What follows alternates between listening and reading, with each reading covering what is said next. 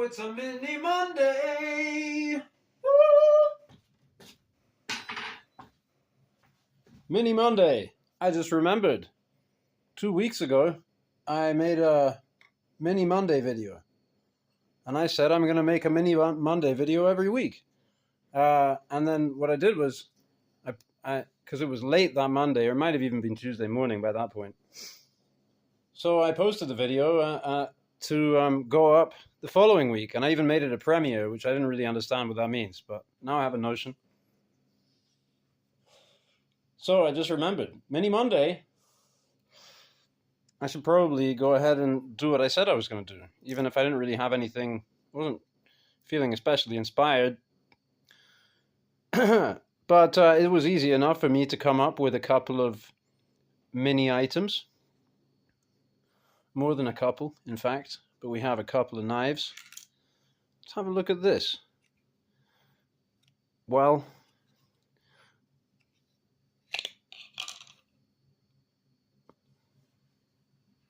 it does say mini on it. And, the blade is pretty short. Right at about 2 inches there. From tip to ricasso, it probably was to start out. Well, maybe not quite. But I have put considerable sharpening wear onto this knife now. The William Collins Mini. So I've had this since around then, 2023. I've acquired a lot of knives since then, so I don't use this probably as much as it really merits. But it's a great knife, and I did get her out and sharpen her recently. This spoon is pretty much made, but you're at the point where you can always do a little more. There's always, when you start looking close, there's always stuff you can do to refine a spoon.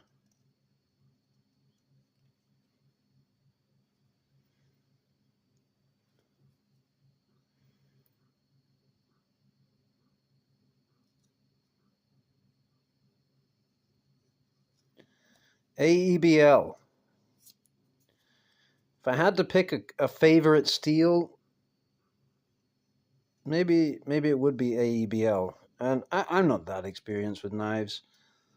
And there's so much variance regarding other matters that go into a blade, like the heat treatment, the grind, the primary grind, the final grind, the sharpening, the honing, the da-da-da-da-da-da-da. So maybe, they say, well, AEBL has such a refined grain structure, it's really tantamount to a super steel, whereas, you have super steels like M390 that have a really large carbide, so you're never going to get such a fine edge. I feel like I do start to get a notion of these things, empirically, not just reading about it, but for myself.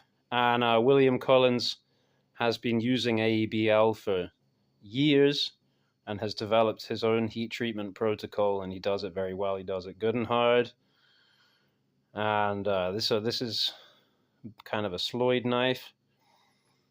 One of his regular options. You can go onto his website and order one, or from time to time he'll do a drop of knives that he has ready to sell that weren't orders, and he'll maybe have some of these in such an instance.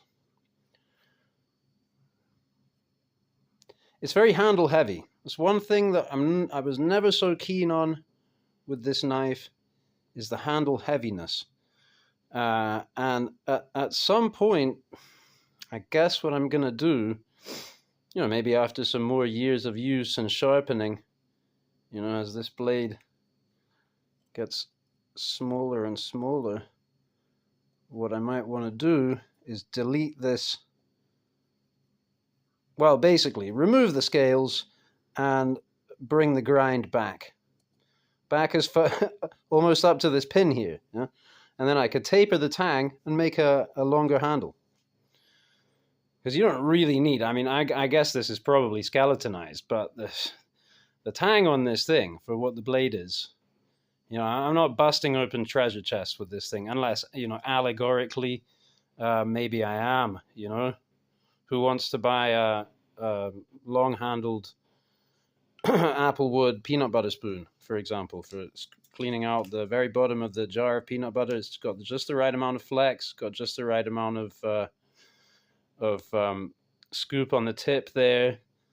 Unique artisan. Oh, shut up.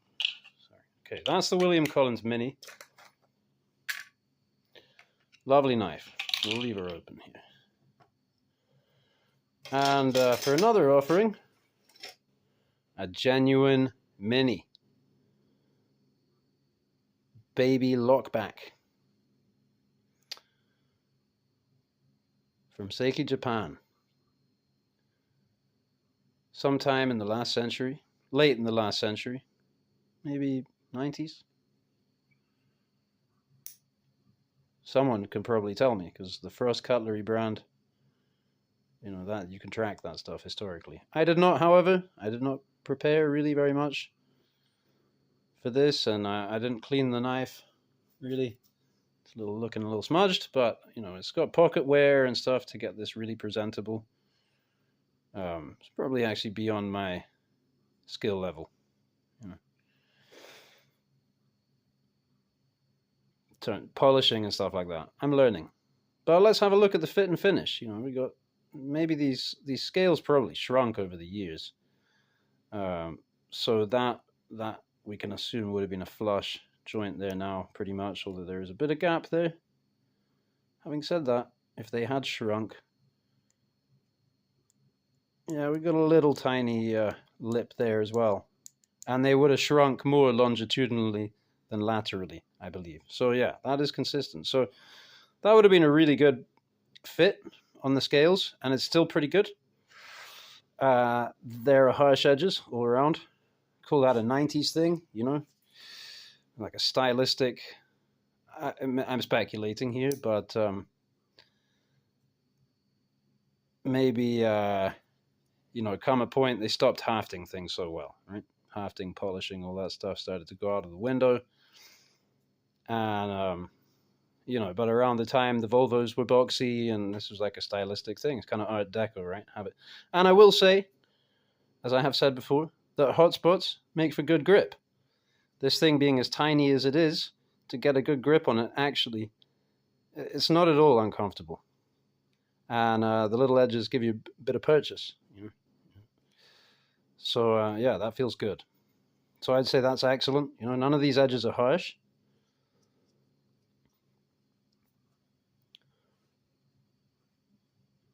I think I sharpened this blade at some point. In fact, I'm sure I did.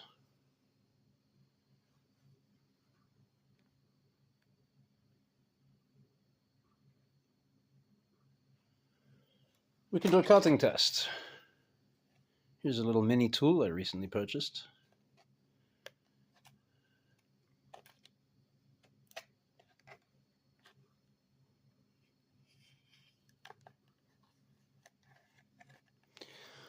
I'm guessing this is a 440 stainless blade.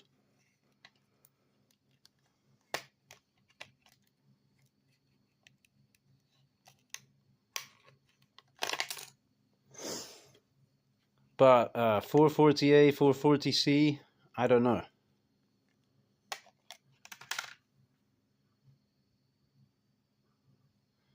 But those blister packs are tough on an edge. And see if I can come up with a mini piece of paper here.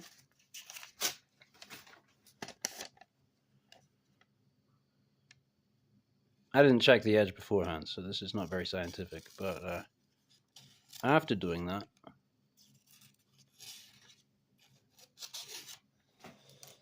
we're getting a bit of a result. And if I could only remember where I put my sharpening stone.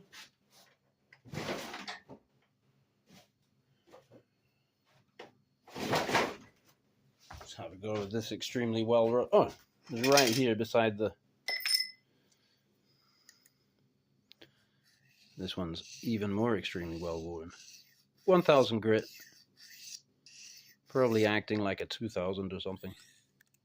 It's got a little more bite down here. This is a Falconeven sharpening stone. It's not mini. Sorry.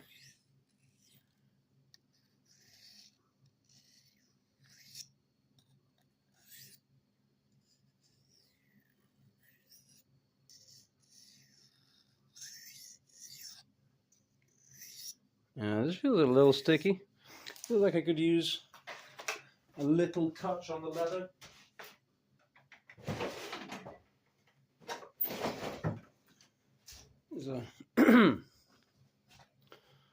Getting into mini territory with this dog-worn bastard strop.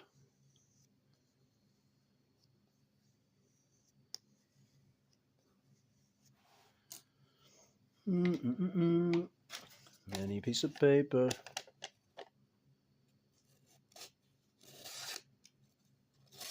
Oh, better, yeah, better.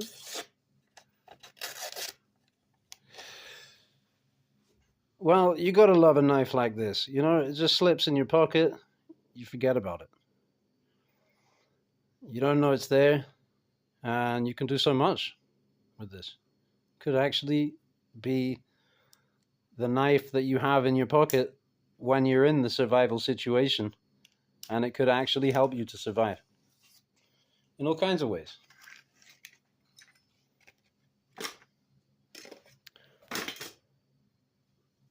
I have a question I'm going to ask any viewers. I've been haranguing a couple of my YouTube colleagues recently, and I realized that I've been an ass. But my friends Fimblemerk most lately, and also the Hobby Knife Man over in Wales, these guys do such great work, and I get the impression from them that they it's almost like they're despondent, you know, and I share this feeling that in a way, look, the world is so full of knives already, and there are so many companies out there making knives, and so many knife sales, and so many knives. Kick a rock, you find a knife jumping out at you. We're overwhelmed already. So what is the point in spending time making knives, making sheaths, making videos about knives, and especially if we really like knives, why am I not just doing stuff with a knife right now? You know, just food prep, carve something. Well, I don't really have the answer, right? But what I noticed, what I was telling these guys is, like, because I watch their videos and I see these knives, and I'm in this mindset, right?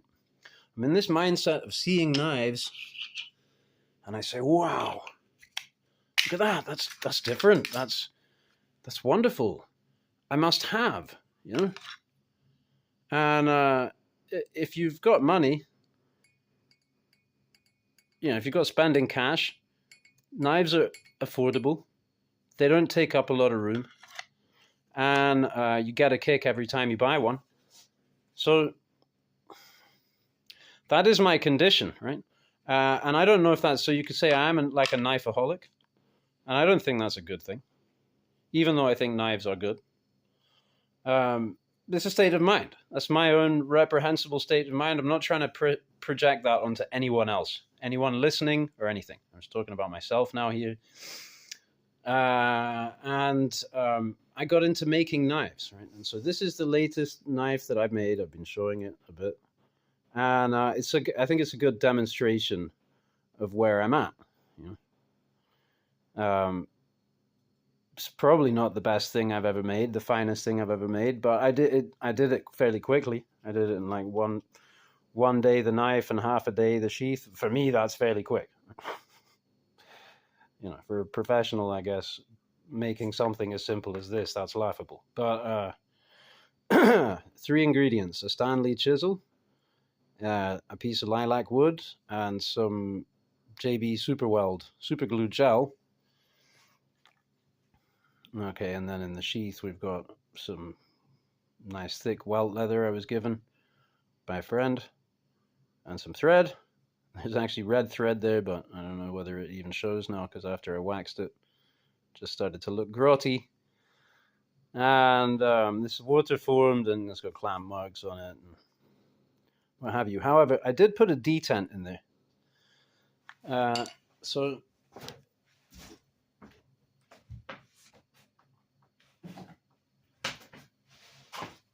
just this is something I noticed yesterday because I got really interested in this knife that I was making, and so I started thinking in that regard, and I saw this knife that I have. It's a Brisa Necker. That would be a kind of a, it'd be kind of like showdown time. Right? Brisa Necker versus Skolder JS1.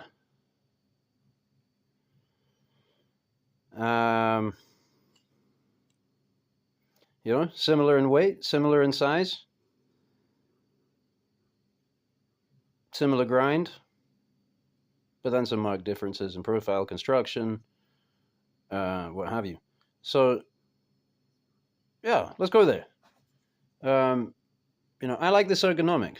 I like to have the cutting edge kind of in line with where my index sits. Here it's a little behind, okay? But I think I like that more than it being up in front there. I don't like this excess choil here. I think this would be cool if it were like a puka-shaped handle.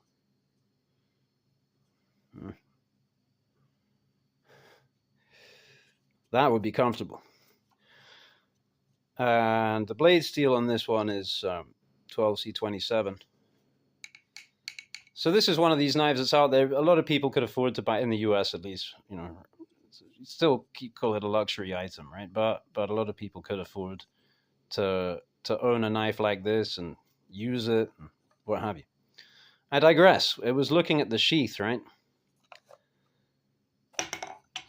So there is no, and this is supposed to be a neck knife, right? So I get it.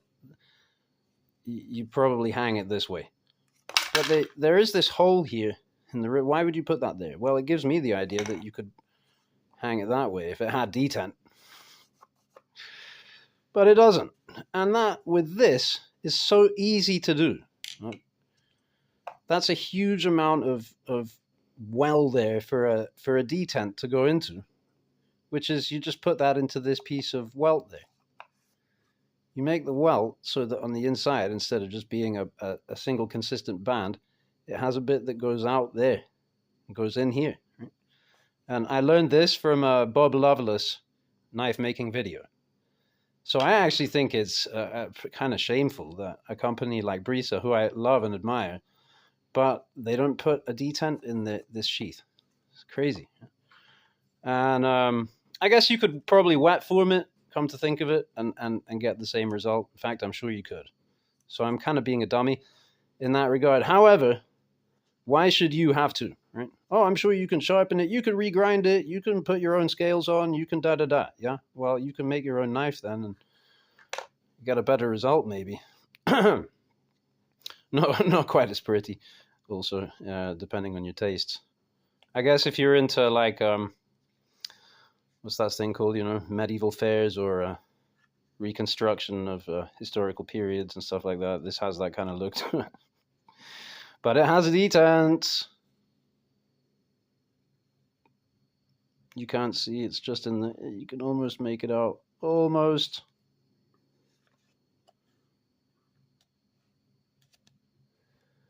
Yeah. So that kind of thing makes me think, well, hey, I can offer a knife. I can offer a knife that can compete with the big boys out there, right? Or, the bigger players, because I guess Brisa is comparatively a tiny mark. And so to Thimblemerk and Hobby Knife Man, I'm like, guys, just do it. Don't say just. You don't have to have all of the equipment. You don't have to have subventions from the government. You don't have to have anything except the belief that you can and the drive to do it. It's really only a question of, can you be productive? Do you want to be productive? Do you want to actually sit down and figure out how to make what you make as good as you possibly can, and also as quickly? At which point, of course, there's things start to have to balance out, right? You might have to, if you're going to be your own quality control, you're going to have to be able to see defects and say, that is not such a bad defect that I can't sell this knife, right? There's a whole host of other challenges, yes, that come with it. But I'm saying to these guys, but if they don't want to do that, if what Hobby Knife Man wants to do is make awesome knives for himself and then occasionally post a short video of it, showing what it looks like and how well it performs, then I see that and I get avaricious. I start to drool out of the corner of my mouth and I start to get frustrated.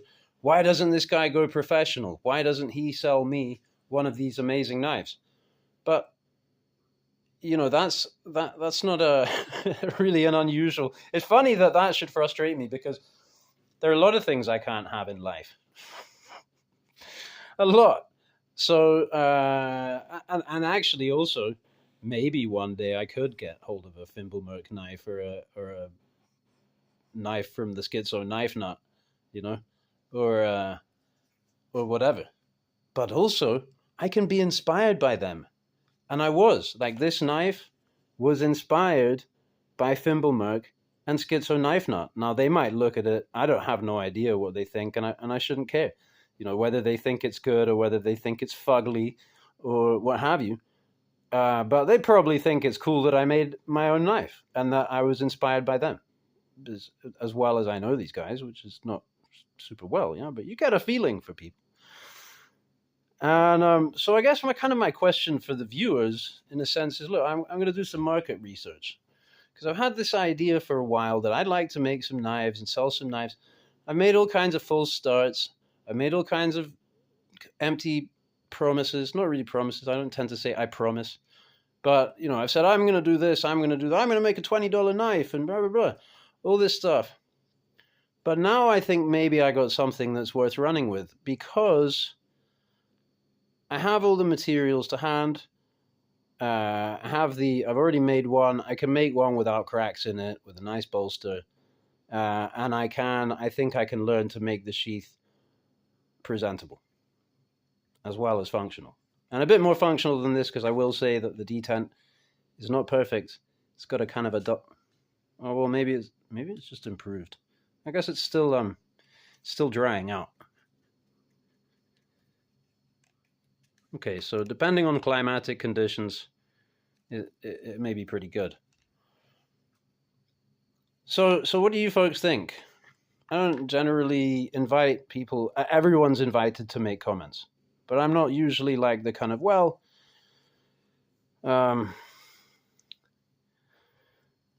asking questions of my viewers in this way. But I think it's a good question for me to ask my viewers. What do you think about the saleability of a knife like this, without the cracks, and maybe a little brass bolster, and the sheath pretty much the same, probably. I don't think I could get it much better, but let's say the stitching would be tidier. Is that something that you think, whether for yourself or just in general, is worth bringing to market? And if so, how much do you think it would be worth trying to sell it for? Because for me, it's actually, what I realize also is, it's not really about the money. Like, I love the idea of being a professional knife maker and making an honest buck that way. But that's like my fantasy life, right? And in reality, I'm just an amateur.